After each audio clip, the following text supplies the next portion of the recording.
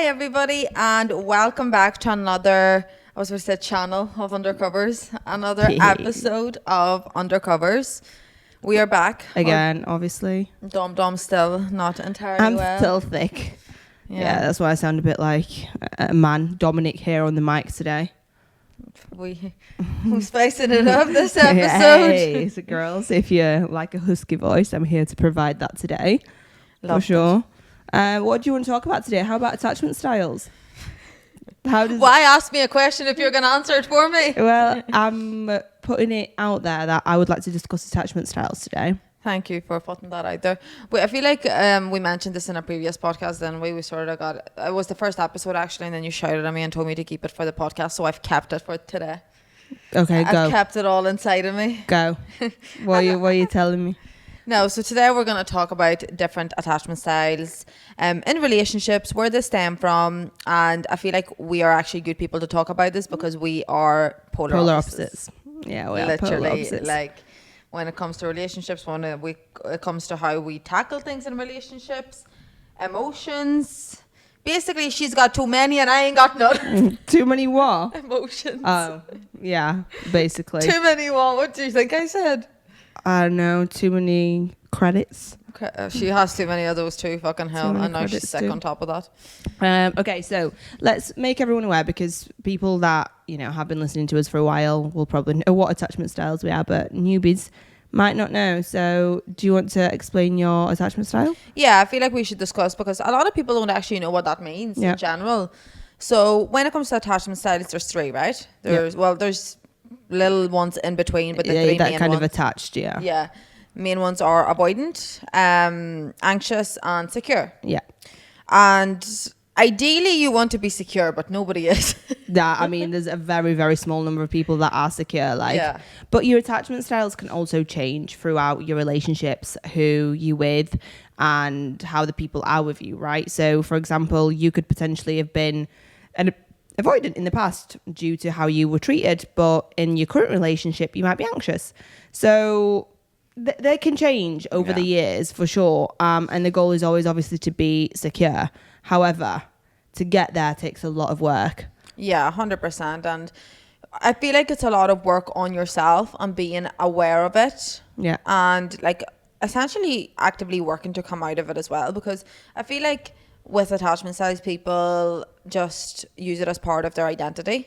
Do you know what I mean? Which I don't agree with that. That shouldn't be the case, because you should be going into each relationship with a different mindset.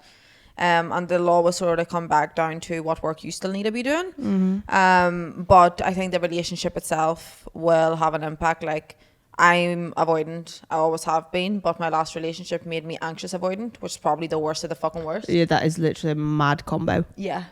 Oh, terrible. I feel sorry for anybody that has to go through it. But you know how you're saying how you work on yourself for your attachment style to change? Your partner also needs to be secure. Like, if you're secure, if they're anxious or avoidant, you're not going to have a secure relationship. Like, you both need to be in a secure place. Like, I'm not settling now until I'm secure and someone else is secure as well. 100%. Your partner needs to be in therapy. Working on it together. So tell me the traits of an avoidant person, because obviously you're avoidant. So you tell me the traits of an avoidant and I'll tell you the traits of an anxious, because the way it usually works is you attract the opposite, right? And I fucking hate anxious people. And you attracted me. I hate avoidant people. In friendships I'm fine, but in relationships, like, anxious men just ick. Yeah, no, that is true. That is true, to be fair. Like, an anxious female versus an anxious male is completely two different things. Like, we're women, we're a bit more, soft, and we show emotions more. Like, why are men doing that? Yeah, so I agree. I attract more the avoidance. That's my favorite type of people. I love them. Yeah, exactly. So, you know what? Like, if you actually want to start attracting avoidance, you need to act more anxious. Hell no. Well, there you go then. No, don't get it right. Firstly, let's explain anxious and avoidant, because we keep going off tangent. So, avoidant is essentially anytime you enter a relationship, I would say, and the person is becoming more serious, the person is getting too close, you pull away. Mm-hmm. That's probably the best way to avoid it. Or avoid it.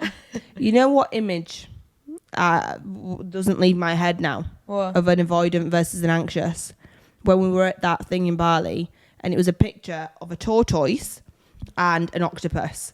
And the tortoise was in its shell, like trying to hide into its shell, and the octopus was trying to wrap its little 8 legs around the tortoise. Yeah, I know she thinks of me as a turtle. Yeah, you're a little turtle. So, but that's how you explain anxious and avoidant. Like, the anxious is attaching and latching onto the avoidant, and the avoidance pulling away. Yeah, they're just going in within themselves. Yeah, like avoidance, I would say, are very protective of their emotions. They don't let too much out. Like, I wouldn't go and fucking, like, put it this way, I was so madly in love with somebody, they don't need to know that. Yeah. Do you know what I mean? Like, you don't really talk about emotions. We don't like, I wouldn't say we don't like confrontation, because that depends on the person, but to me, it's easier to leave a situation than have the hard conversations and try to work through it, because I'm like, what's the point? Because obviously we're disagreeing, so I'd rather just step and save myself the peace. Whereas we're quite the opposite. Like, with anxious, like, we want to talk, we want to understand. You need more reassurance. And it can be suffocating for the other person, because it's like, well, tell me, give me the answers. What have I done wrong? It's always kind of like self-blame and thinking that we've done something wrong, rather than actually potentially it being the other person or nothing to do with us. You know, we always want to have that affection there from somebody. We're very needy people. Yeah. Where, you know, if somebody doesn't text me back, like, straight away my head goes west. I'm like, well, why have they not texted me back? First of all, are they alive? Second of all, have I done something wrong? And you start, you know, overthinking quite a lot. We are overthinkers. Like, we don't think rationally, really. We spiral. But would that come down to, like, any situation? Or like say if you were just chatting to a guy now and it's not serious and he's not texting you, would you be going to overthinking that? Or is that like in relationships? Not necessarily relationships, just when there's a bit of emotion involved. So it doesn't have to be a full-on relationship. If you're, you know, talking to a guy or speaking to a guy and you're both getting on and you feel like there's some sort of emotional attachment there, then you're going to feel that way, yeah. You still start overthinking absolutely everything. Like, we are huge overthinkers. It's wild. It's crazy. Yeah, but I would say I'm a really, really big overthinker, but I wouldn't think into stuff like that, because, like, people are busy and shit. Yeah, I know, but that's an anxious attachment style. You don't think rationally of stuff like that at all. Yeah, you just internalize everything. Mad. You know? But how do we get these attachment styles? Well, obviously they stem from childhood, right? So how your parents were with you. And I'm really a little bit confused, because I feel like my parents were very loving.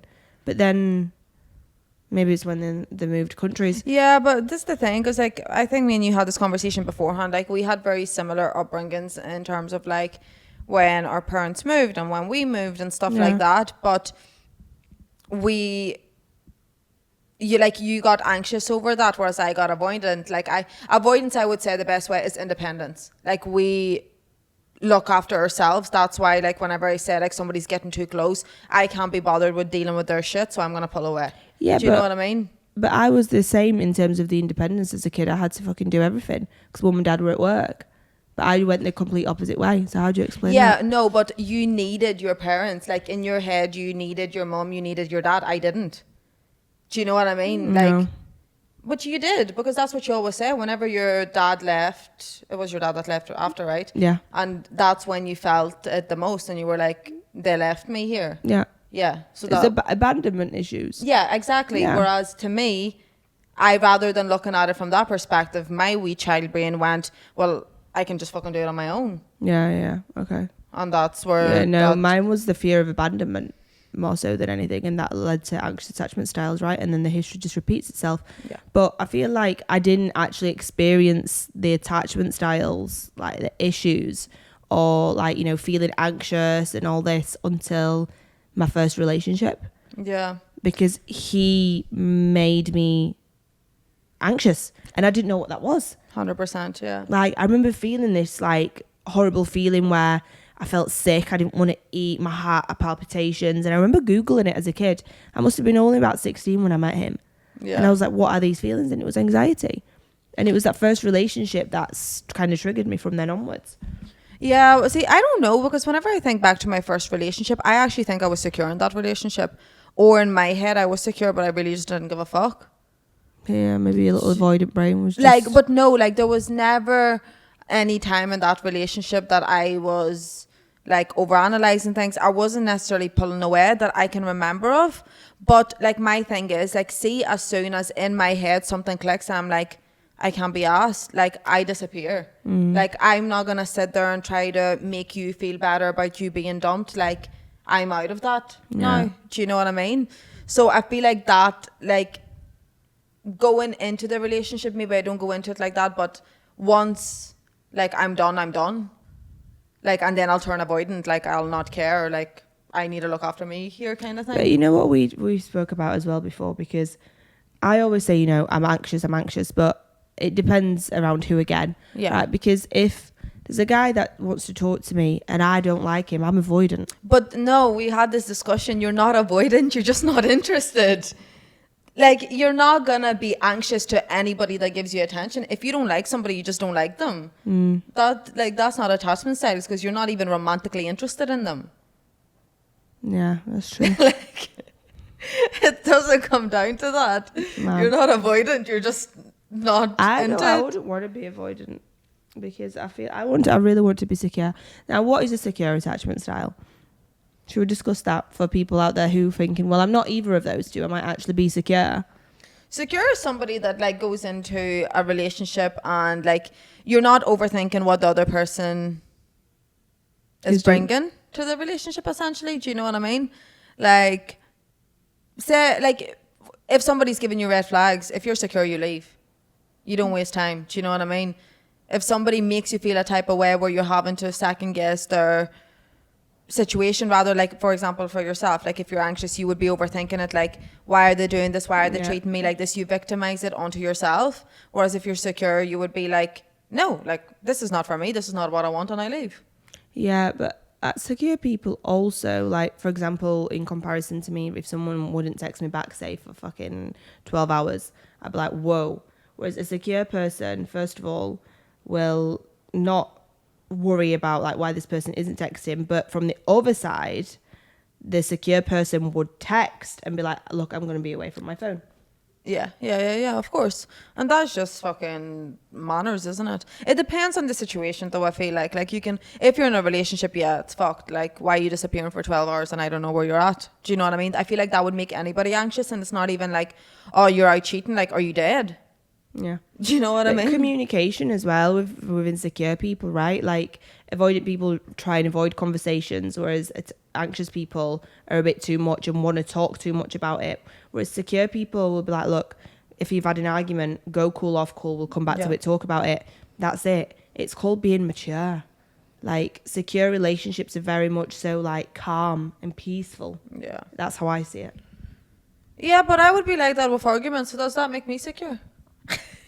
No, you just said you walk away from situations. Yeah, I do, 100%. If I can't be bothered with you, I'm not going to bother with you. But if the shit's getting heated, I will be the one that puts my foot down and I'm like, go cool off, and then we'll return back to it. Yeah, but you still, if it's from your side. So. I think it does come down to, like, as a single person, I am avoidant as fuck. Yeah. In a relationship, like I said, my last relationship, I was anxiously avoidant, which is top tier fucked up, like. But that came down to the relationship because it made me anxious. Like, I needed that. I needed the reassurance. I was constantly overthinking. I was constantly worrying. But that was because they gave me a reason to worry. How can we as people work on our attachment styles? I think it's just becoming aware of, like, what it is that you want in a relationship and, like, realizing when somebody else isn't giving you that. Yeah. Do you know what I mean? Like, see, this whole opposites attract, yes, it's true, but that's your choice also. Mm-hmm. Like, yeah, opposites attract, but if you know that you keep attracting, like, emotionally unavailable people and you keep staying, that's fully on you, and you need to take responsibility for that. Yeah, but it's also not easy to let go of that if that's all you've known all your life, if that's what you've had since you've been a kid. It's not easy to just be like, oh, well, you know what, I don't want this attachment style. I need to just but I'm not stop talking being about a fucking fanny. Yeah, but that's not what it comes down to. I'm not on about, like, change it. Like, yeah, you can't just change the way you're being things, but you can change who the type of people are that you invest your time into. And that's how that improves, because every single time, you know, you do attract that type of person that you know doesn't serve you, that you know doesn't bring you value into your life and isn't going to treat you emotionally on a level that you want to be treated. The more you say no, the less you're going to attract that. You need to heal on a deeper level. That's what it is. Like, you need to really go in and do the work on a deeper level, because why, as an anxious attachment style, do we attract avoidance? Like, why do we entertain that?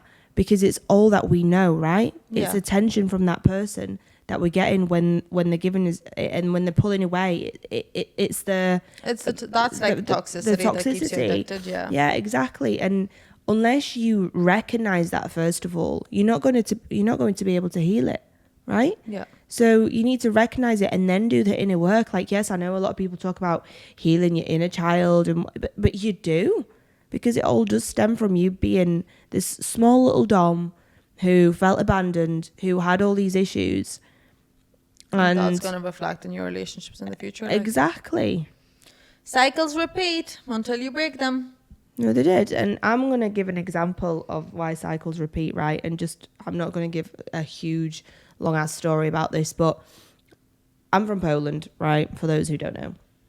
My parents moved to the UK when I was young. My mum went, then my dad went, right? I had a huge, what's the word I'm looking for? Like, attachment to my dad, which got obviously pulled away, right? So that's when my daddy issues started, basically. And then I don't think you have daddy issues. I think I have daddy issues. I don't think you do. But I had that fear of abandonment from a male figure, right? Which was my dad. Now, my dad's around still. Like, I still have my dad. But that's where it all started. My first relationship, Carl, he went, left and walked away.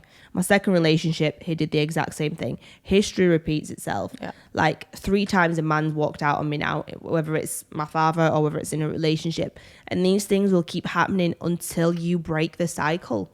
Yeah, 100%. And I was the same, like my childhood. Obviously, like I said, I don't have any attachment to my dad leaving necessarily, or nothing like that, but I think for me it was because I grew up in quite a chaotic household. Yeah. Like, it was very toxic. I think that's obviously where mine repeated, because I ended up in a relationship that I was saying to my mum, you were silly for staying in, and I ended up in that type of relationship, you know. Yeah. And that's what it comes down to. And it's the reason we end up in these situations and the reason we end up in those types of relationships is because they feel familiar, right? Mm-hmm. And like you said, little Dom and little Aiste, to me, that was normal. And that fucking toxic cycle, I was like, yay! Yeah, and I'm so happy! It feels like home, right? Yeah. Because that's all you know. So that toxicity, what's that book? It Didn't Start With You. Yeah. Everybody should read this book. It's so good. We'll link it in the show notes. But I feel like it opens your eyes to quite a lot. And as females and males, to be fair, we go to what feels familiar. So we even watched a series the other day, Maid, and her mum... Yeah, it was the same thing, yeah, she was repeating her mum's cycle and her mum's behaviours, because that's all she knew. Until she chose to break the cycle. Yeah. And this is the thing, you do, it literally does come back to you at the end of the day.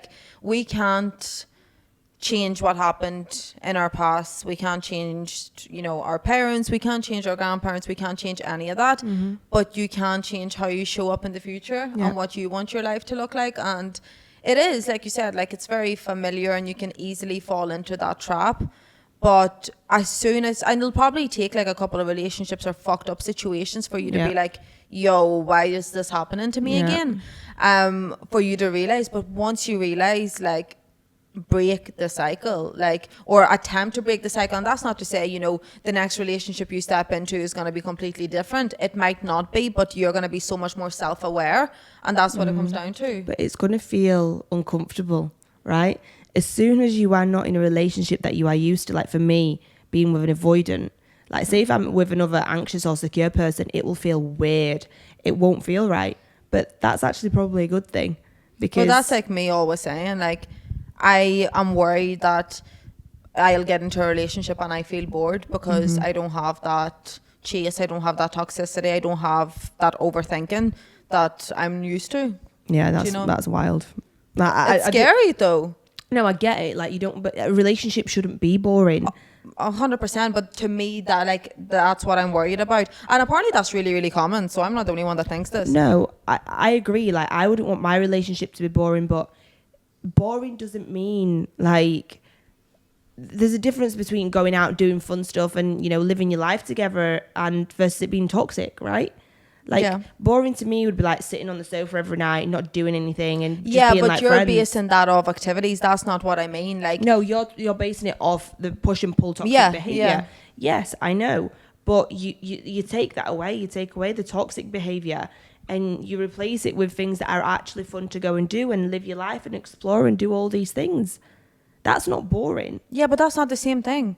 But that's like, what you're talking about doing things. Yes. I'll happily sit on the sofa. But you have to replace that with something, right? Because, okay, you're not going to have this push-pull behavior. You're going to have a normal, calm, stable relationship. So where are you going to get your adrenaline from? That's what it is that dopamine, that adrenaline. I get that 100%. And obviously, like, I know a relationship isn't meant to feel like that. And until I overcome that thought in my head, I'll never be in a relationship until that. Do you know what I mean? Because I will end up pushing somebody away because I'm like, oh, why am I not waking up to a good morning, you fucking bitch text? Do you know what I mean? Like, what do you, like, good morning, beautiful gives me the ick because of that. I prefer morning princess, how are you? Good morning, you fucking slut.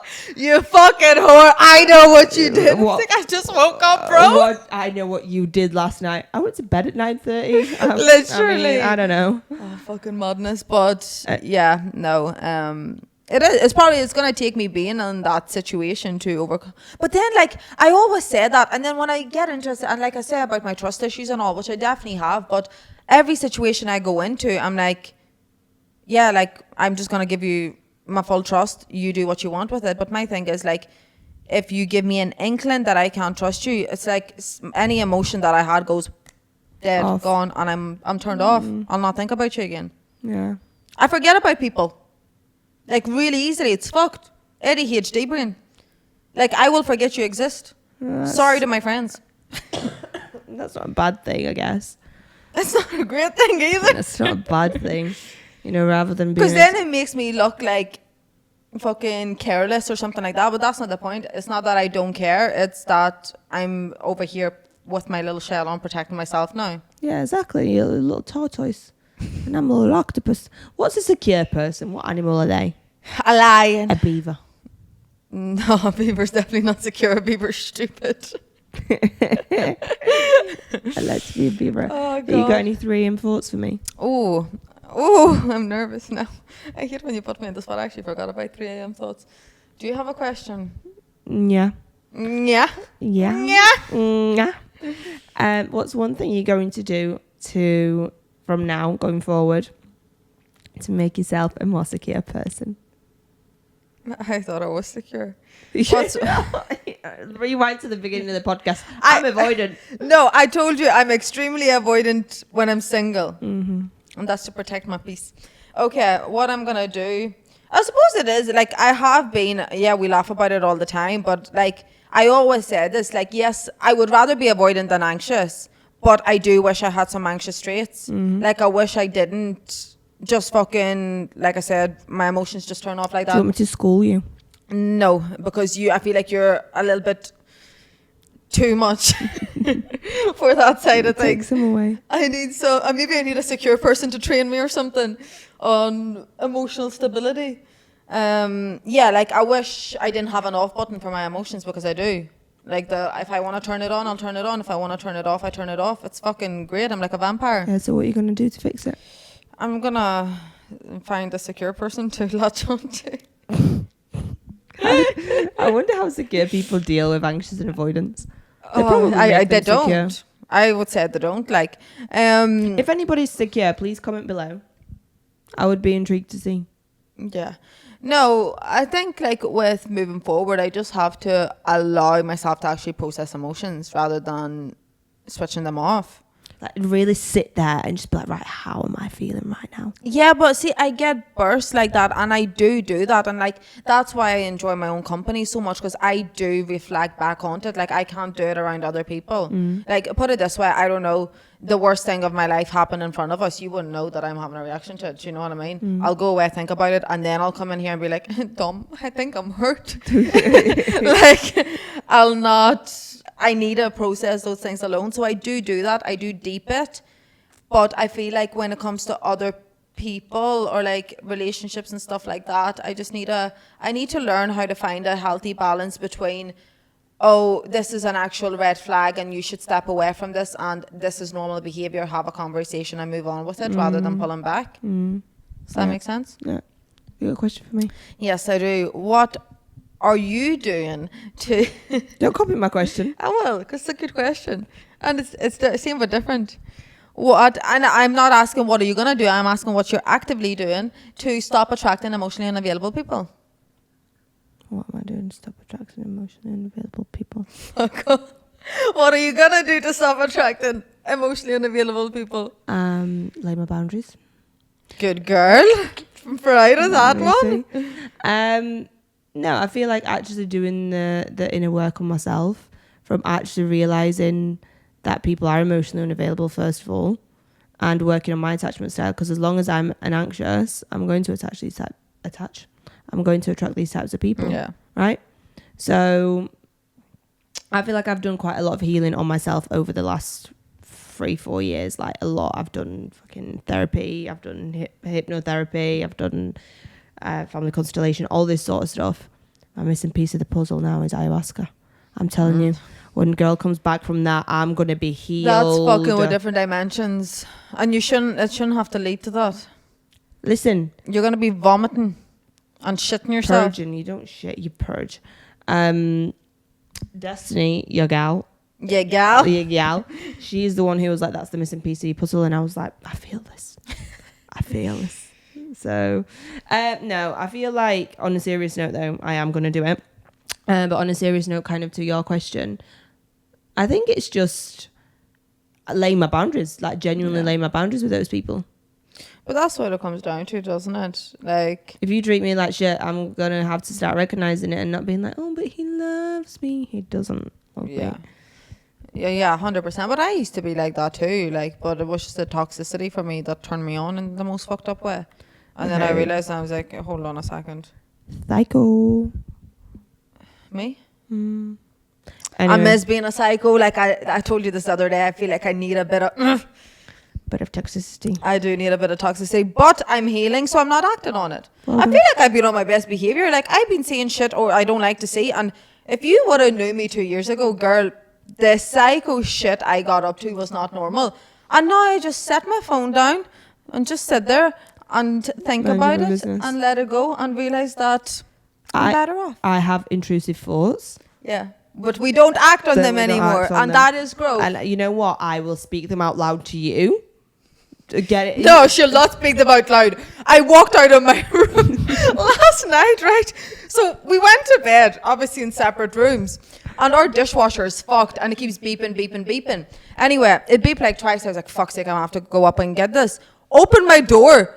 Pitch black. All I hear is, hello? No, it was this voice. Hello? I shit myself. I was like, why the fuck are you standing in the hallway in the dark? I was turning the dishwasher off and I was on my way back. And then I wanted to tell you a story. So. Oh, yeah. And then she had an intrusive thought, but yeah, I didn't act on it. We grew on it. Exactly. So, yeah, guys, attachment styles are for real. For real. So if you don't know yours, get to know it and it'll give you a lot of answers. I hope this helped as well. Yeah. And I hope we all become secure and loving people. Get my emotions back and Dom tones hers down. Yeah, perfect. We just balance each other Happy out. ending. Happy ending. We'll see you in the next episode, guys. Bye.